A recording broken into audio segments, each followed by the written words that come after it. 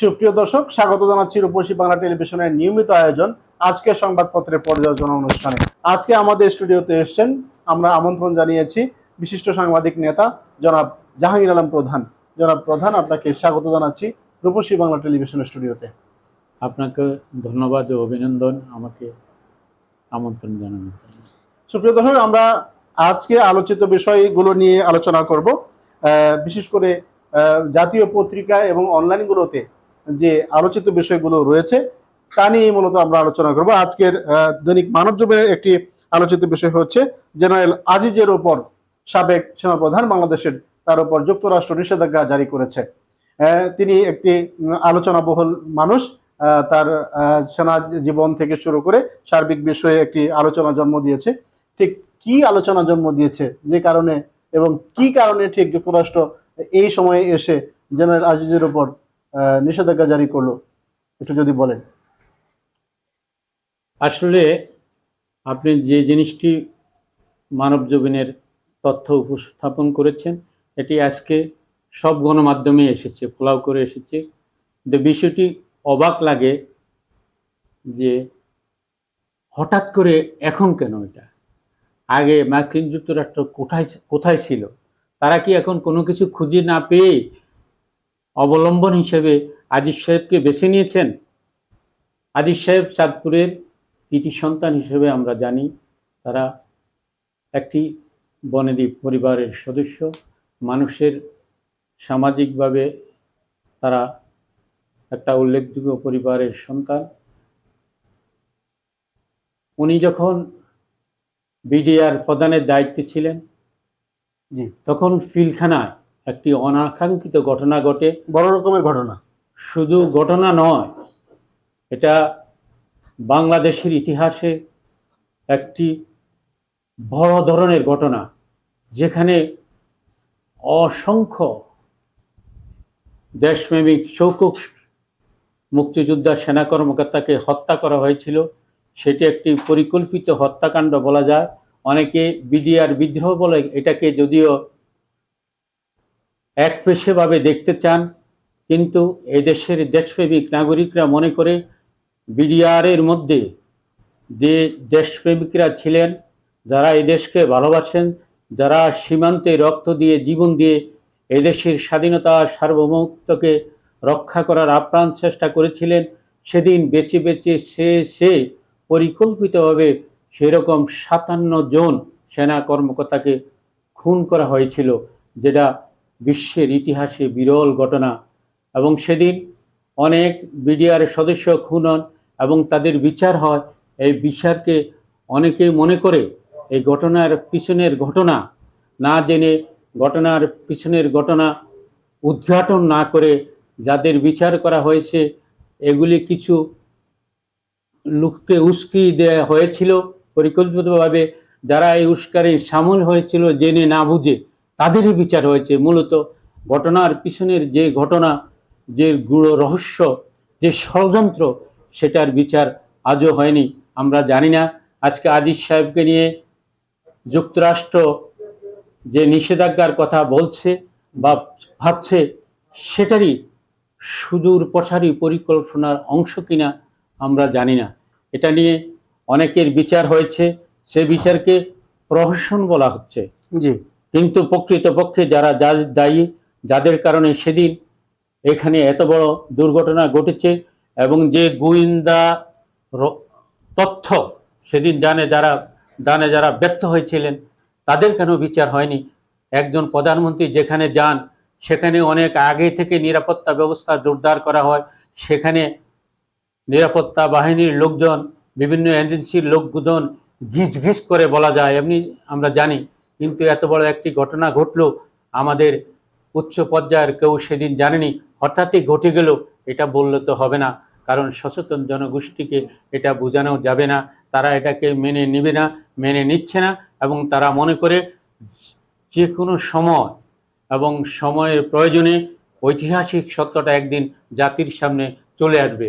এবং আজকে যে আজিজ সাহেবকে নিয়ে যুক্তরাষ্ট্র যে নিষেধাজ্ঞা দিয়েছে, আমরা সেটাকে দিব্য দৃষ্টিতে বলতে পারি, আমেরিকারও এটা নিয়ে কোনো ষড়যন্ত্র আছে কিনা।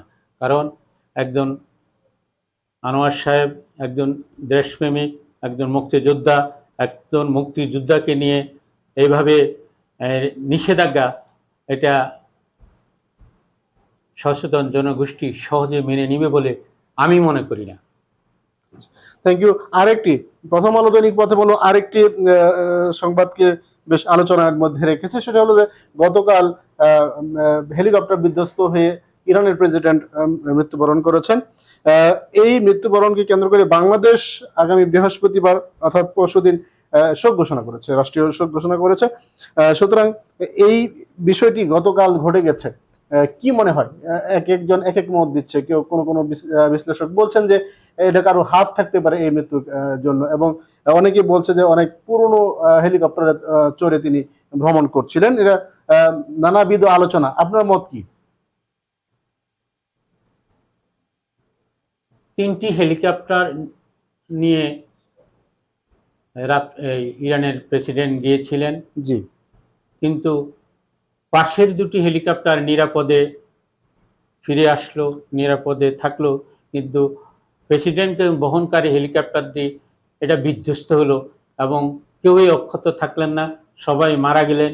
এটা নিয়ে প্রশ্ন থাকাটাই স্বাভাবিক। জি কারণ দুর্ঘটনা ঘটলে বৈরী আবহাওয়া তিনটি কম আর বেশি ক্ষতিগ্রস্ত হতে পারত, কিন্তু সেটি ক্ষতিগ্রস্ত হলো যেটিতে রাফসানজানি ছিলেন ইরানের প্রেসিডেন্ট, যিনি বর্তমান বিশ্বে সবচেয়ে আলোচিত এবং সবচেয়ে যিনি সত্য কথাটা সবার আগে উচ্চারণ করেন এবং বলেন, এবং ন্যায় সত্য প্রতিষ্ঠার জন্য তিনি সংগ্রাম করেন। মানবাধিকার, মানবিক মূল্যবোধ নিয়ে তিনি সবসময় সোচ্চার থাকেন, এবং এই সোচ্চারের কারণে তার শত্রু বেড়ে গেছে আন্তর্জাতিক পর্যায়ে। আন্তর্জাতিকভাবে বিশ্ব মোড়লা তার প্রতি তীক্ষ্ণ দৃষ্টিতে দেখেন। সেটারই কোনো কুফল কিনা এটা অনেকে মনে করেন, এবং এখন মনে করাটাই স্বাভাবিক। আমরা মনে করি একজন প্রেসিডেন্ট, শুধু একজন প্রেসিডেন্ট না, উনি ইরানের বিভিন্ন বিচারপতি থেকে শুরু করে অনেকগুলো গুরুত্বপূর্ণ দায়িত্ব পালন করেছেন, এবং একজন সৎ সাহসী বীর হিসেবে তিনি বিশ্ব স্বীকৃত। তার মতো একজন লোকের এই নেতৃত্ব কর্তৃত্ব অনেকেই মেনে নিতে চান না। অতএব এটাকে বাঁকা চোখে দেখা অস্বাভাবিক কিছু না, আমিও মনে করি এটাকে খতিয়ে দেখা দরকার। এই মৃত্যুটাকে স্বাভাবিক বলা যায় না। আমরা আরেকটি বিষয়, বাংলা বিষয়ে অনলাইনে একটি শিরোনাম করেছে, ভোট কেন্দ্রের বাইরে মিলল রামদা, ছুরি সহ দেশীয় অস্ত্র। বাংলাদেশেও নির্বাচন চলছে বিভিন্ন জায়গায়, নারায়ণগঞ্জের সোনারগাঁই ভোট কেন্দ্রের বাইরে থেকে রামদা, ছুরি সহ বেশ কয়েকটি দেশীয় অস্ত্র উদ্ধার করেছে পুলিশ। এই যে নির্বাচনে যে পেশি শক্তির যে খেলাটা শুরু হয়েছে এবং চলছে, এটা আর কতদিন চলবে? আপনাকে ধন্যবাদ। আপনি যে প্রসঙ্গটি এনেছেন, এটা এই জাতির এবং এই দেশের জন্য, আমার আপনার জন্য, গণতন্ত্রের জন্য, মানবাধিকার জন্য, মানবিক মূল্যবোধের জন্য অত্যন্ত দুঃখ ও পরিতাপের বিষয়। যে গণতন্ত্রের জন্য, যে ভোটার অধিকার সুপ্রতিষ্ঠা করার জন্য এদেশে মুক্তিযুদ্ধ সংগঠিত হয়েছিল, সেই ভোট নিয়ে, সেই গণতন্ত্র নিয়ে, সেই বিচার ব্যবস্থা নিয়ে, সেই মানবাধিকার নিয়ে আজকে যেটা ছেলে খেলার মতো শুরু হয়েছে। জি আজকে আমাদের দেশ থেকে বলা হচ্ছে অন্য দেশ কিভাবে নির্বাচন খেলা হয় সেটাও নাকি তারা নিচ্ছেন উদাহরণ হিসাবে। জি এটা আমাদের জন্য লজ্জার। আজকে আমি নিজেও টেলিভিশনে দেখলাম, ফেসবুকে দেখলাম, অনেকে ছেড়েছেন যে ভোট কেন্দ্র খালি। আপনি নিজে উল্লেখ করেছেন যে এরা অস্ত্র শস্ত্র নিয়ে, দেশীয় অস্ত্র নিয়ে এভাবে ঘোরাফেরা করে। এটা তো নির্বাচন না। নির্বাচন হবে সুষ্ঠু, শান্তিপূর্ণ, সবাই আমার ভোট আমি দিব, যাকে খুশি তাকে দিব, এবং সেই পরিবেশ সৃষ্টি করবে নির্বাচন কমিশন, এবং যারা ক্ষমতায় আছেন তারা সুষ্ঠু, স্বাভাবিক, সুন্দর, গ্রহণযোগ্য, অবাধ সেই ভোট যদি না হয় তাহলে তো এটাই ঘটবে। অস্ত্র নিয়ে, শস্ত্র নিয়ে, দা নিয়ে, কুড়াল নিয়ে, খন্তা নিয়ে, যার যা আছে এগুলো নিয়ে মাঠে থাকবে, এটাই স্বাভাবিক। কিন্তু আমরা যখন বাস্তবতা থেকে অনেক দূরে, তখন এগুলি হওয়াটা অস্বাভাবিক কিছু না, এটা ঘটবে। কারণ আমরা এগুলি সামাল দিতে পারছি না, বরং আমরাই এগুলিকে উচকে দিচ্ছি বললে খুব বেশি বলা হবে না। নজর দিব সময় টেলিভিশনের একটি রিপোর্টে। সেটা হলো আহ, আহ, বাণিজ্য প্রতিমন্ত্রী বলছেন যে ডলারের দাম বাড়লেও পণ্য মূল্য একই থাকবে। আসলে এই কথাগুলো আমাদের রাষ্ট্রীয় কর্তৃপক্ষদের কাছ থেকে আহ, বারে বারেই শুনছি যে যখনই পণ্য মূল্য বাড়ে তাদের এক একটি ভাষণ থাকে, অজুহাত থাকে এবং ইয়ে থাকে। কিন্তু এই যে দ্রব্যমূল্য বেড়ে যাচ্ছে, এটা কি কোনো কমানোর কোনো উপায় নেই? সরকারি প্রশাসনে যদি সৎ লোক থাকে, মাছের মাথায় পছন্দ ধরলে ওটা শেষ হয়ে যায় সহজেই। এবং আমাদের মাথায় পছন্দ ধরেছে আচ্ছা। সরকার এবং প্রশাসনে যদি যোগ্য, অভিজ্ঞ এবং জনগণের প্রতি মমত্ববোধ এবং পুরখা রাজনীতিবিদ যদি থাকতো, আজকে যারা আছেন এরা হুজুকের রাজনীতিবিদ। আজকে যদি একটু আগে বলছেন সুষ্ঠু, সুন্দর, গ্রহণযোগ্য, অবাধ নির্বাচন হতো, এদের অবস্থান কোথায় হতো এটা আল্লাহ ভালো জানেন, ওরা ভালো জানেন, আর যারা নির্বাচন করেন তারা ভালো জানেন। এদের তো জনগণের প্রতি দায়বোধ নাই, কারণ তাদের জনগণের ভোট লাগে না। রাতে হয় ভোট, দিনে হয় ভোট, সিলমারি দেয়, অন্য হয় ঘোষণা দেয়, এই সেই বলে প্রচলিত অনেকগুলি কথা আমাদের এই সামাজিকভাবে, সামাজিক যোগাযোগ মাধ্যমে, সংবাদ মাধ্যমে এবং রাজনীতিবিদরা বলছেন। কিন্তু বাস্তবতার মিল অনেক ক্ষেত্রে আমরা খুঁজে পাই না, কারণ সাধারণ মানুষের প্রতি দরদ, মমত্ববোধ, মায়া, মমতা এগুলি আমাদের আজকের রাজনীতিবিদদের মধ্যে তেমন নেই। আগের দিনে যেমন শেখ মুজিবুর রহমানের একটি প্রবাদ আছে যে উনি বাপের গোলার ধান কেটে দিয়েছেন, তোমরা না খাও গরিব মানুষ। আগে মানুষ রাজনীতি করতেন, ওটা ছিল রাজার নীতি। আর এখনকার রাজনীতি হচ্ছে ধরো মারো খাও। যে কারণে দ্রব্যমূল্য বৃদ্ধি পায়। দ্রব্যমূল্যের মূলে কোথায় আঘাত করতে হবে, কোথায় ধরতে হবে, কাকে ধরতে হবে, কি করতে হবে, এই জ্ঞান তাদের নাই। ওরা সোনার চামচ দিয়ে মুখে দিয়ে বেরিয়ে যাচ্ছে। এরা মাঠের রাজনীতি করে না। ভোট ওরা সিলমারি নিয়ে আসে, কারো কাছে সাহিত্য হয় না, আনতে হয় না, দায়বোধ, কর্তব্য বোধ নাই, জনগণের প্রতি মমত্ব বোধ নাই। আজকে যদি জনগণের ভোটে ওরা নির্বাচিত হইতো, জনগণের মেজাজ বুঝতো, তাদের আওয়াজ বুঝতো, তাদের শিরা উপশিরা বুঝতো। এরা রাজনীতি করে হাওয়ার উপরে। আজকে যদি মানুষের ভোট লাগতো, আজকে তারা যদি এই মানুষগুলির সাথে যদি মিশতো, খেটে খাওয়া মানুষের সাথে ওরা যদি মিশতো, আজকে যারা মধ্যবর্তী শ্রেণী, নিম্ন শ্রেণী, ওরা বেনিশ হয়ে যাচ্ছে। কেউ হাত পাততে পারে, কেউ পারে না। যারা পারে না তারা কোথায় যাবে?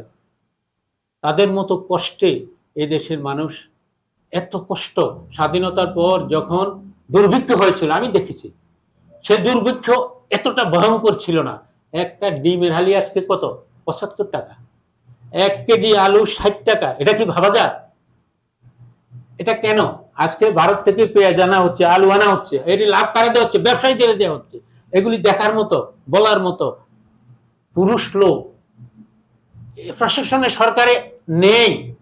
থাকলে এটা ঘটতো না। আজকে যাদেরকে মন্ত্রী মিনিস্টার বানায়, ওগুলি ওরা কি বুঝে? আজকে যদি তোফায়েল আহমেদের পা দুইয়া পানি খাওয়া লোককে যদি এসব দায়িত্ব দেওয়া হতো, এই আওয়ামী লীগের লোক দিয়ে আমরা উদাহরণ দিচ্ছি, এইসব অনার্য অরাজকতা আপনার এই দ্রব্যমূল্য নিয়ে ঘটতো না। কেন ঘটে? আপনার যে দ্রব্যটির মূল্য আপনার যেখানে উৎপাদন হয় সেই কৃষক পায় ৮ টাকা, সেটা ঢাকা এসে ৮০ টাকা হয়। মধ্যস্বত্বভোগী কারা? এরা তাদেরকে ধরে না কেন? আজকে আপনার খবর হলো যে ডিমের হালি এত, ডিম এত, উৎপাদন খরচ এত, ব্যয় এত, আপনি বাড়ি থেকে ওভার সুবিধা দেন না কেন? আপনি বন্ধু রাষ্ট্র পড়েন ভারত, আমার গোস্তের কেজি ভারতে যদি ২৫০ টাকা হয়, আমার দেশে তাহলে ৩০০ টাকায় হবে, ৮০০ টাকা হবে। কেন? ভারত থেকে বন্ধু গরু দিবে না? আসা উচিত। তাহলে কিসের বন্ধু ওরা? আসা উচিত। কিসের বন্ধু? বন্ধুত্ব কিসের? আপনি কেন জিকির করেন তার নামে?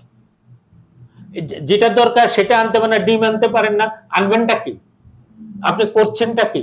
আজকে সাধারণ মানুষের যদি আপনারা ভাষা বুঝতেন, কথা বুঝতেন, জিজ্ঞাসা বুঝতেন, তাহলে আজকে আপনি আজকে এই রূপসী বাংলা টেলিভিশনে এই প্রশ্ন করতেন না। শুধু রূপসী বাংলা নয়, সবাই সর্বত্র, সব মিডিয়া এবং সব মানুষ, বাস, রোড, ঘাট, স্টিমার, লঞ্চ, আপনি যেখানে যাবেন একই দ্রব্যমূল্য নিয়ন্ত্রণে। এরা বুঝে বলে আসল কাজটা করে না, কারণ সরকারে সব ব্যবসায়ী, সংসদে সব ব্যবসায়ী, ওরা জাদুকর। কিভাবে দাম বাড়াইতে হয়, কিভাবে মানুষকে রক্ত শুষে ওরা টাকা নিবে, তারা সেই চেষ্টা করে। তাদের এই চেষ্টা নাই যে সাধারণ মানুষ কম খরচে কিনবে, ব্যবসায়ী মুনাফা কম করবে, বেশি বিক্রি করবে, কম করে মুনাফা নিবে, বেশি লাভ করবে। এরা চায় বেশি লাভ করবে, বেশি বিক্রি করবে, কম বিক্রিতে বেশি লাভ। তারা এটা চায় না, এরা সহজে ধনী হতে চায়। এখন ধনীর সংখ্যা বেড়ে গেছে, সামাজিক বৈষম্য বেড়ে গেছে। আজকে যারা ক্ষমতা আছে তারা আরো কিছুদিন যদি থাকে এই বৈষম্য আরো বৃদ্ধি পাবে, এবং যে নীরব দুর্ভিক্ষ অপেক্ষা করছে এটা কল্পনার বাইরে চলে যাবে, এবং মধ্যবিত্ত শ্রেণী বেনিশ হয়ে যাবে। এই সামাজিক ভারসাম্য নষ্ট হলে আমাদের সমাজে যে অবক্ষয় সৃষ্টি হবে এটা সামাল দেওয়া অত্যন্ত কঠিন হবে, এবং সবচেয়ে জটিল কঠিন পরিস্থিতির সম্মুখীন হবে আজকের ক্ষমতাসীনরা। কারণ আজকে যে বাস্তবতার মুখোমুখি তারা দাঁড়িয়ে আছে তারাই বুঝে তারা কিসের মধ্যে আছে। কারণ তারা ব্যাংক, অর্থনীতি, পুঁজিবাজারকে তারা সব ধ্বংস করে দিয়েছে, বড় বড় প্রকল্প করেছে, খুবই ভালো কথা। কিন্তু এগুলি কমিশন নিতে গিয়ে আর সেই কমিশনের টাকা ডলারে বিদেশে পাচার করতে দিয়ে আজকে আমরা ডলার সংকটে পড়ছি। এই বাস্তবতাগুলো আমাদের সর্বক্ষেত্রে আঘাত করছে, কুঠার আঘাত করছে, যেই কারণে দ্রব্যমূল্য ক্রমশ বাড়ছে, কমছে না। আপনি কম দামে চিনি আনছেন, আমদানি করছেন, আপনি কম দামে পেঁয়াজ আনছেন, কিন্তু সেটা কেন আজ 70 টাকা করে কিনতে হবে? কারণ আপনার ন্যায় বিচার নাই, আপনার সুষ্ঠু বন্টন ব্যবস্থা নাই, আপনি বৈষম্যকে আপনি দেখেও এটাকে ধরছেন না, এড়িয়ে যাচ্ছেন, পাশ কেটে যাচ্ছেন। এটার জন্য আজকে যারা ক্ষমতা আছেন সবচেয়ে বেশি তাদেরকেই মাসুল দিতে হবে। যমুনা টেলিভিশনের একটি রিপোর্ট আপনার দৃষ্টিতে আনবো, সেটা হলো রাজধানীতে 1.5 শতাধিক সড়কে খোঁড়াখুঁড়ি, বর্ষায় পরিস্থিতি ভয়াবহ হওয়ার শঙ্কা। কি বলবেন? এটা হচ্ছে সমন্বয়হীনতা। এটা বলা হচ্ছে দীর্ঘদিন থেকে যে ঢাকাকে সিটি কর্পোরেশনের আওতা দেন, অথবা এই সেক্টরগুলোকে এদের কাছে দেন। না দেওয়ার কারণে এই বৈষম্যগুলি সৃষ্টি হচ্ছে, এবং যত্রতত্র খোঁড়াখুঁড়ি চলছে, এবং এই খোঁড়াখুঁড়ির কারণে আমাদের বাতাস দূষিত হচ্ছে, আর মানুষের চলাচলে বিঘ্ন ঘটছে, আপনার যানজট সৃষ্টি হচ্ছে, কর্মঘণ্টা শ্রমঘণ্টা নষ্ট হচ্ছে। এগুলি দেখার মতো, এগুলি বোঝার মতো, এগুলিকে আপনার পরিকল্পিত শহর গড়ে তোলার মতো আমাদের সেই পরিকল্পনাবিদরা আছে, কিন্তু তাদের সেই পরিকল্পনা কার্যকর করা, বাস্তবে কাজে লাগানো সেরকম দক্ষ লোক, মন মানসিকতার লোকের অভাব। আমাদের যারা সরকারের প্রশাসনে আছেন এবং যারা আমাদের এই সিটি কর্পোরেশনের দায়িত্বগুলিতে আছেন, ওনারা বড় বড় কথা বলছেন, অথচ আমাদের এই ঢাকার মধ্যে 16টি খাল ছিল, আমাদের অনেকগুলো পুকুর ছিল, অনেকগুলি দিঘি ছিল, একমাত্র হাতিঝিল জেলা সবগুলোকে সব সময়ের ক্ষমতাসীনরা গিলে ফেলেছে, খেলার মাঠগুলো গিলে ফেলেছে, এবং আমাদের রাস্তাগুলি খোঁড়াখুঁড়ির নামে, কথিত এই উন্নয়নের নামে ওরা ঘন ঘন খুঁড়ছে, আর এর বিনিময়ে ওরা টাকা পাচ্ছে। তারা এই টেন্ডারবাজি করছে ঘন ঘন। এগুলির কারণ হচ্ছে কি, টেন্ডারবাজি করবে, আমি কমিশন পাবো, আমি টাকা পাবো। আপনার স্থায়ী কাঠামো নির্মাণ করে এইগুলিকে, এই তারগুলিকে নিচে দিয়ে দেওয়ার মতো ব্যবস্থা যতক্ষণ মধ্যে সুপরিকল্পিত না হবে ততক্ষণ পর্যন্ত আমাদের এই সমস্যা শেষ হবে না। মেয়ররা, জনপ্রতিনিধিরা অনেকবার বলছেন যে ঢাকার ভিতরে বাস ঢুকবে না, এগুলোকে ঢাকার বাইরে পাঠিয়ে দেওয়া হবে, ঢাকাতে তার জ্বলবে না, কিন্তু তার জ্বলছে না, ঢাকাতে বাস আছে না। এগুলি বলে বলে অনেকে তাদের কাছ থেকে 2 নম্বরই ভাবে চাঁদাবাজি করছে। চাঁদাবাজি করার এটার একটা মৌকা হিসেবে তারা এটাকে ব্যবহার করছে, এটি সাধারণ মানুষ মনে করে। এর বাইরে কোনো কিছু ভাবার নেই। এই দেশ, এই জাতি, এই নগরের মানুষ সুস্থভাবে সুন্দরভাবে নিঃশ্বাস পেল, এই ব্যবস্থাটা পর্যন্ত আজকে আমরা পাচ্ছি না। আমি যে নিঃশ্বাস নিচ্ছি, আমি যে নিঃশ্বাস ছাড়ছি, এটা অত্যন্ত কষ্ট ও পরিতাপের বিষয়। আমরা সারাক্ষণ বিষ গ্রহণ করছি, বিষ, ঢাকার বাতাসে বিষ, সীসা। এগুলিকে আমরা যতক্ষণ এই নাগরিকরা আমরা ঢাকা শহরে থাকি, কিন্তু আমরা এটা ভাবি না, এটা আমরা দেখি না, এটা আমরা বুঝি না। এই শহরকে নাগরিকদের বেঁচে থাকার মতো আমরা কেন পরিবেশ নিশ্চিত করতে পারছি না? ভবিষ্যৎ প্রজন্মকে আমরা কেন পঙ্গুত্বের দিকে ঠেলে দিচ্ছি?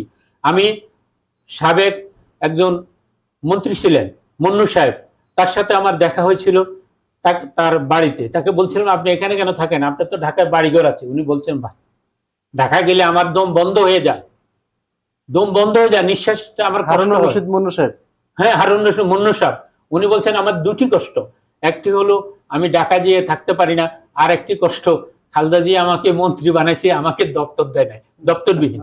উনি দুটি কষ্ট, একটি বলছেন যে ঢাকায় রাজধানী, সেখানে বসবাসের মতো পরিবেশ নেই, আমি এই জন্য ওখানে থাকতে পারি না, আমি ক্ষণিকের জন্য যাই আবার চলে আসে আমি পরিবেশের কাছে।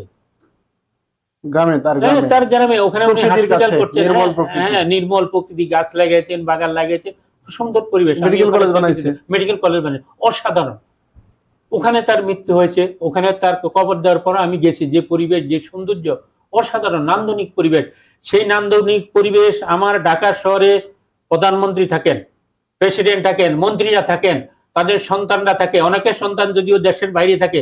আমরা কি সন্তান না? আমরা কি মানব সন্তান না? আমরা কি মানুষ না? আমাদের সন্তানরা কি সন্তান না?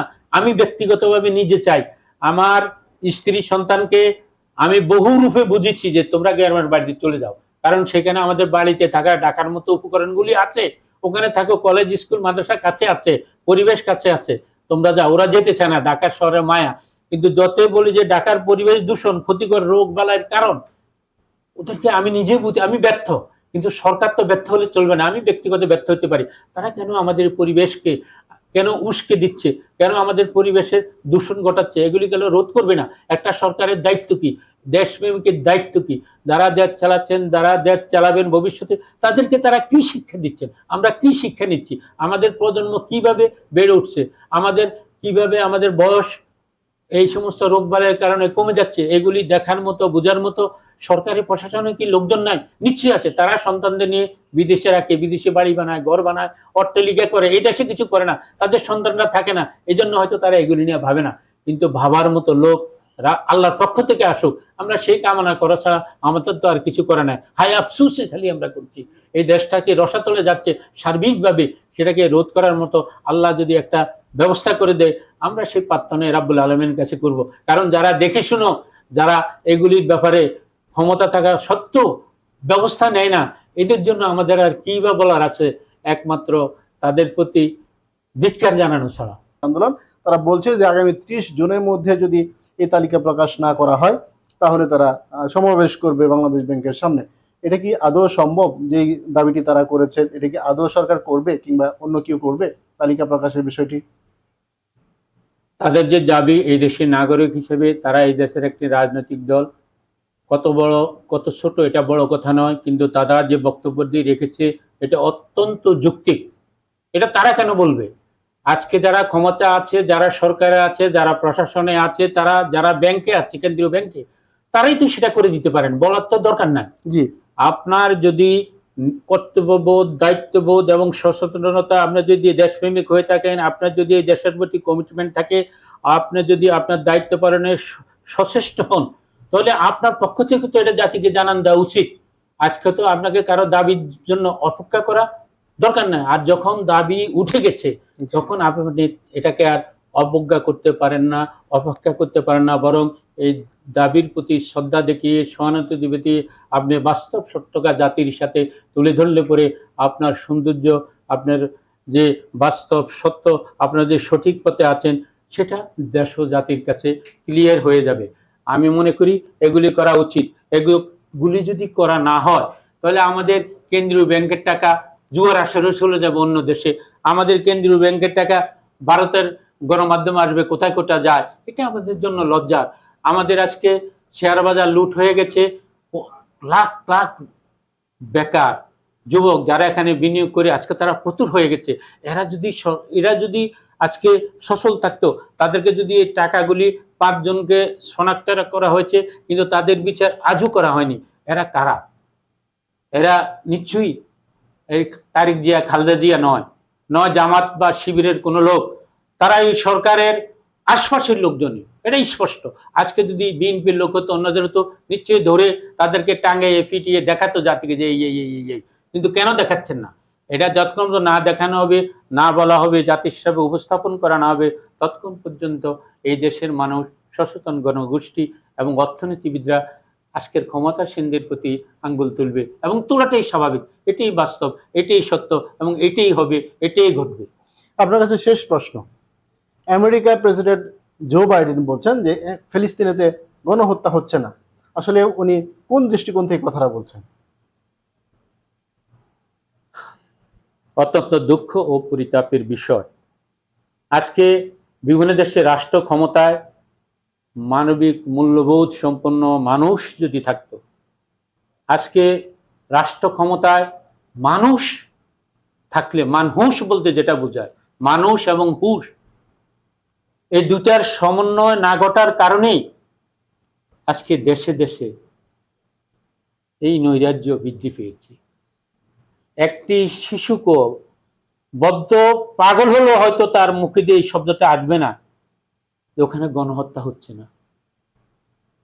আপনি যখন একটি দেশের শিশু ও অবলা নারীকে হত্যা করবেন, সেটাকে আপনি কি বলবেন? এটা তো ব্যাকরণের ভাষা, এটা সংজ্ঞা, এটা মানবাধিকারের ভাষা, তো গণহত্যা, এটা স্পষ্ট। এটা ওই মানবীয় চেহারার ওই লোকটি কি বললো তাতে কিছু আসা যায় না। এই লোকগুলিকে হত্যা করার জন্য সে তো অস্ত্র দিচ্ছে, তারাই তো অস্ত্র দিচ্ছে। আপনি সামরিক বাহিনী যুদ্ধ করো, তাতে মারা যাও, সেটা যুদ্ধ, কিন্তু এটা তাদের সাথে কিসের যুদ্ধ? এটা যুদ্ধ না, এটা অসম যুদ্ধ বলা যায় না। ওখানে নাগরিকদের হত্যা করা হচ্ছে। আজকে যদি মার্কিন যুক্তরাষ্ট্রের 3 জন লোককে, বাংলাদেশি কেউ হত্যা করে, সেখানে কি করবে চিন্তা করেন। আর সেখানে 35,000-এর উপরে লোককে হত্যা করা হয়েছে। এবং তারা হত্যা করছে যারা জবর দখলকারী, তারা। অত্যন্ত ন্যাক্কারজনক, দুঃখজনক, বেদনাদায়ক। আমি এটা শুধু নিন্দা না, আমি থুতু দিচ্ছি তার মুখে, যারা এরকম কথা বলে তাদের মুখে। নির্লজ্জ, বেহায়া, বেশরম এবং অশিক্ষিত, মূর্খ, এদেরকে মানুষ বলল, মানুষের প্রতি অবিচার করা হবে। আপনি মুসলমান না, তাদেরকে মানুষ ভাবুন। কেন আপনি হত্যা করবেন? একজনও কেন হত্যা করবেন? পশুর প্রতি, পাখির প্রতি তারা দরদ দেখায়, অথচ সেইভাবে মানুষগুলি হত্যা করা হচ্ছে, শিশুদের হত্যা করা হচ্ছে, বাবার সামনে মাকে, মার সামনে শিশুকে এভাবে হত্যা করা। এরা মুসলমান বিজয়, এইভাবে আপনি মেরে ফেলবেন? আগে তো আপনি তাকে মানুষ ভাবেন, তারপরে মুসলমান। এটা কি করে হয়? এদেরকে মনুষ্য গোত্রের একজন হিসাবে ভাবত ব্যক্তিগতভাবে আমি জাহাঙ্গীর আলম প্রধানের কষ্ট হয়, দুঃখ হয়। ওরা মানব জগতের কেউ না, এক কথায় বলা যায়। আর এইসব বক্তব্যের কারণেই আজকে ইরানের প্রেসিডেন্টের মৃত্যুর পর প্রশ্ন উঠছে, এর পিছনে কি? যারা এই হত্যাকাণ্ডকে স্বীকার করতে চায় না, ভিন্ন রূপ দিতে চায়, এরাও ইরানের প্রেসিডেন্টের এই দুর্ঘটনার জন্য দায়ী কিনা ইতিহাস এবং বর্তমান বাস্তবতা একদিন সেটাই ফুটিয়ে উঠবে। এবং কখনো আগুন চাপা দিয়ে রাখা যায় না, সত্য হলে সেটি সামনে আসবেই। আপনাকে কৃতজ্ঞতা জানাচ্ছি জনাব জাহাঙ্গীর আলম প্রধান, রূপসী বাংলা টেলিভিশনের স্টুডিওতে আসার জন্য। আপনাকেও ধন্যবাদ মিস্টার খলিল ভাই, এবং রূপসী বাংলাকেও ধন্যবাদ আমাকে আমন্ত্রণ জানানোর জন্য। সবাই ভালো থাকুন, এবং রূপসী বাংলা পরিবারের সবার প্রতি অশেষ কৃতজ্ঞতা। সুপ্রিয় দর্শক, শেষ করছি এখানেই। দেখতে থাকুন রূপসী বাংলা টেলিভিশন। শুভেচ্ছা সবাইকে।